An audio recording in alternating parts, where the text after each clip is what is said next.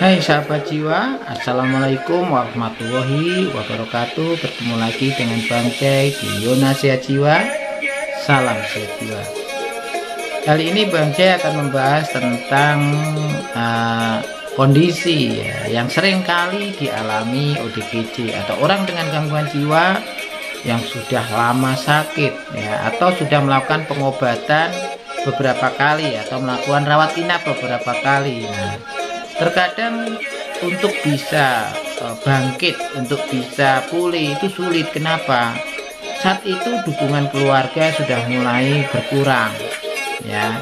Nah, ini tentu menyulitkan kesembuhan dari ODGJ ya. Tapi nggak bisa disalahkan juga keluarganya, karena ketidaktahuan, ketidakpahaman bagaimana cara merawat dan membantu pemulihan ODGJ ya. Dan memang ada faktor yang membuat akhirnya keluarga ini mengalami stres, kecemasan ya, juga mengalami ketidaknyamanan dengan kondisi anggota keluarganya yang tidak sembuh-sembuh ini atau seringkali kambuh. Bahkan ketika kambuh meninggalkan beban tersendiri karena ada sesuatu yang harus diganti, misal TV-nya rusak atau banyak barang pecah belah yang rusak dan akhirnya harus beli lagi. Dan bahkan ada beberapa yang merusak tanaman tetangga atau kaca rumah jendela tetangga, akhirnya harus mengganti, sehingga lama-lama menjadi berkurang dukungannya, berkurang kepeduliannya. Bahkan tidak jarang akhirnya keluarga mengambil keputusan mengirim ODGJ-nya ini ke panti sosial atau penitipan.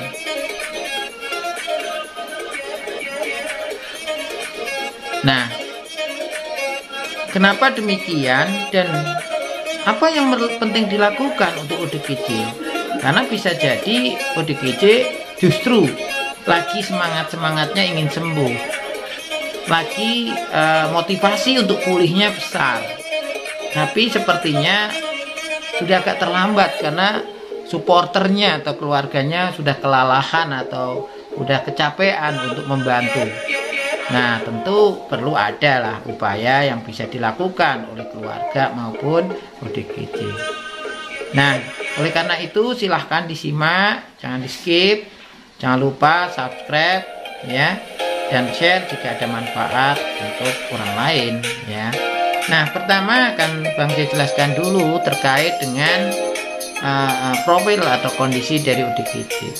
Hampir sebagian besar ODGJ itu tidak menyadari dirinya sakit ya. Kadang tidak menyadari ada masalah kesehatan yang harus diatasi, sehingga ini akan menyulitkan keluarga untuk merawat memang. Jadi kalau sudah minum obat merasa baik ya, rasa sembuh, akhirnya berhenti minum obat, tidak diimbangi dengan kegiatan, pekerjaan dan sebagainya. Akhirnya apa? Kambuh lagi. Nah, setiap kambuh itu belum tentu gejalanya ringan. Beberapa kejadian kambuh lagi itu gejalanya jauh lebih berat, bahkan sudah melakukan upaya untuk membahayakan diri orang lain dan lingkungan, sudah merusak alat-alat rumah tangga, TV dan sebagainya, yang menimbulkan ketakutan atau kekhawatiran jika nanti sudah pulang dari rumah sakit dan dirawat akan melakukan hal yang sama, sehingga akhirnya sudah mulai kendor untuk membantu menyembuhkan. Jadi lebih memilih untuk menitipkan di panti, atau kalaupun dibiarkan di rumah tidak berani mendekat, dibiarkan saja, yang penting tidak mengamuk. Tapi selain itu juga kadang-kadang akhirnya menjadi karena kecewa atau merasa tidak bisa membantu, merasa gagal, akhirnya apa? Ketika ada orang lain berhasil atau sepantarannya menikah atau bekerja atau membeli sesuatu, akhirnya tanpa sengaja membanding-bandingkan, entah itu dengan teman sebayanya atau dengan kakaknya atau dengan adiknya.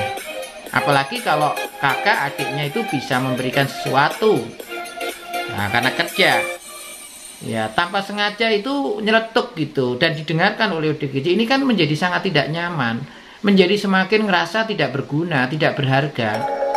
Ya, bisa jadi support atau dukungannya sudah memang benar-benar menipis, dan mendekat pun mungkin agak takut. Ya, beberapa keluarga dengan ODGJ yang cerita ke Bang Jai atau konsul itu seringkali merasa khawatir, takut jika kejadian yang lama terulang kembali, akhirnya cenderung membiarkan.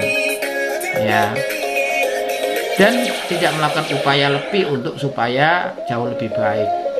Ya, nah tentu ini kan tidak boleh terjadi. Nah, bagi ODGJ yang memang kondisi keluarganya sudah mulai berkurang motivasinya membantu dia atau mendukung dia, mungkin dalam bekerja, dalam finansial, ya, dalam kasih sayang, ya tentu harus kembali lagi. Sebenarnya pemulihan atau recovery ODGJ atau orang dengan gangguan jiwa kan berawal dari dirinya sendiri. Keluarga itu kan harus mensupport saja. Maka tunjukkan kalau memang ingin sembuh, ingin baik, ingin sukses seperti yang lain, mulai dari hal yang kecil. Karena yang pasti yang jelas itu kan mengalami masalah kesehatan mental atau jiwa. Tentu harus pahami apa sih yang dialaminya, penyakit apa, harus bagaimana, apa saja yang mendukung ke arah kesembuhan. Dan kalau memang obat itu menjadi salah satu alternatif yang wajib ditekuni, ya berusaha untuk ditekuni. Ya, sebenarnya dengan minum obat rutin pasti orang tuanya juga akan segan dan akhirnya mendapatkan perhatian kembali. Ya, apalagi mau belajar cara bagaimana merawat, bagaimana cara memulihkan. Nah, teman-teman ODGJ bisa saja belajar dari Yunasihat Jiwa yang saya kelola. Saya yakin akan bisa membantu untuk membangkitkan kembali semangat, bahkan menyadarkan bahwa selama ini ternyata udah menyia-nyiakan waktu untuk tidak peduli dengan kondisi kesehatannya. Akhirnya keluar masuk rumah sakit jiwa, kambuh dan kambuh lagi. Karena apa? Karena egois egois obat. Ya nggak ada, ya memang dimengerti karena meminum obat itu efeknya ada yang nggak nyaman kan, menimbulkan ketidaknyamanan. Tapi demi kebaikan, ya, itu mestinya harus dilakukan. Nah, ada satu lagi, sebenarnya apa yang membuat akhirnya muncul gejala? Karena apa?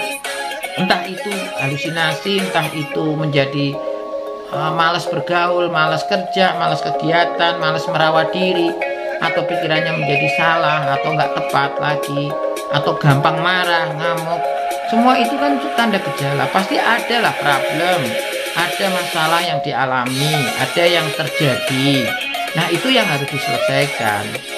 Belajar untuk menguraikan masalah itu, belajar mengalihkan supaya tidak terlalu dikuasai oleh masalahnya, oleh masa lalunya. Keberhasilan ODGJ untuk sembuh dan pulih, ya dilihat dari kemampuan dia untuk move on, untuk meninggalkan atau sedikit melupakan masa lalunya, untuk fokus pada kehidupan sekarang. Ya, menyalahkan orang tua, menyalahkan teman, menyalahkan suami, menyalahkan istri, menyalahkan atasannya dulu yang membuat dia sakit, tidak ada gunanya. Semua ini toh sudah kehendak yang di atas, Allah, Tuhan. Menyalahkan tidak ada artinya. Yang ada adalah ini sudah terjadi, dan apapun yang terjadi inilah cobaan dari Allah, dari Tuhan. Gak pantas kita menyalahkan diri kita, orang lain, apalagi Tuhan. Yang bisa kita lakukan adalah menghadapinya, ikhlas, bersyukur, dan tentu berusaha. Supaya apa? Supaya kita lebih mudah dan lebih ringan menghadapinya, terutama ketika minum obat. Kalau kita bisa melakukan hal-hal positif, ya, yang memang mendukung ke arah kesembuhan atau pengobatan gangguan jiwa, ya tentu orang tua itu akan semakin peduli, semakin menyayangi, semakin ingin membantu kembali.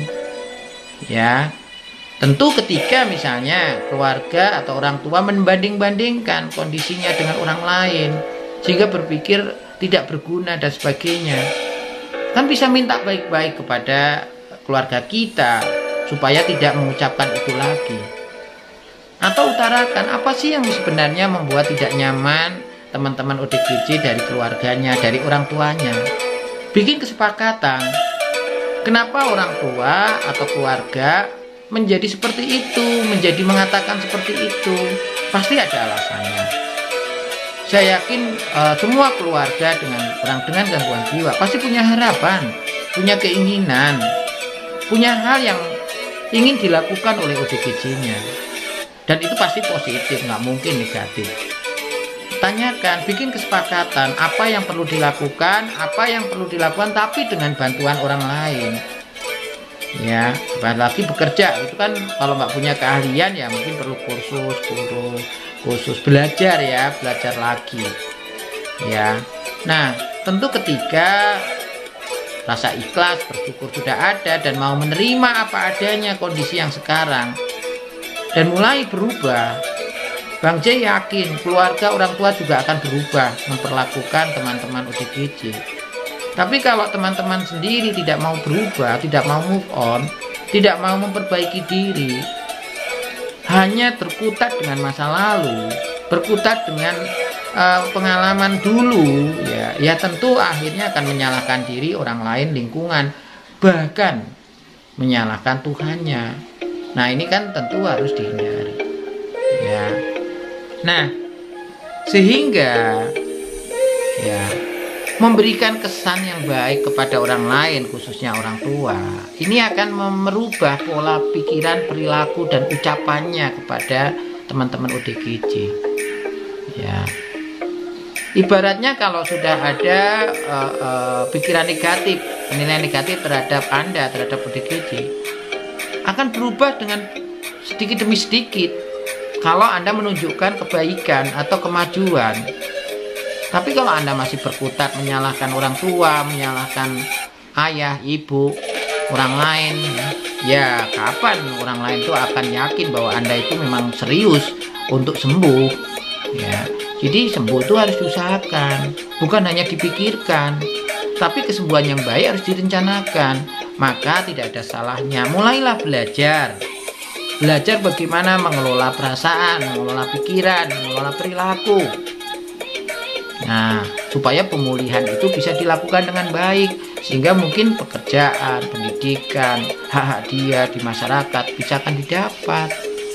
Nah, untuk belajar bagaimana memulai sembuh dari gangguan jiwa, sudah banyak Bang J membuat konten, isi video yang berkaitan dengan itu, tinggal disimak. Ya, namanya orang sembuh kan butuh modal, butuh obat juga. Makanya ya nggak ada masalah, daripada main game terus, buka YouTube yang mungkin hanya menghibur belaka, sekali waktu membuka YouTube yang isinya edukatif, mendidik, membuat kita lebih paham tentang masalah kesehatan yang kita alami dan apa yang harus dilakukan. Itu kira-kira yang bisa Bang J sampaikan. Semoga manfaat. Silahkan mencoba.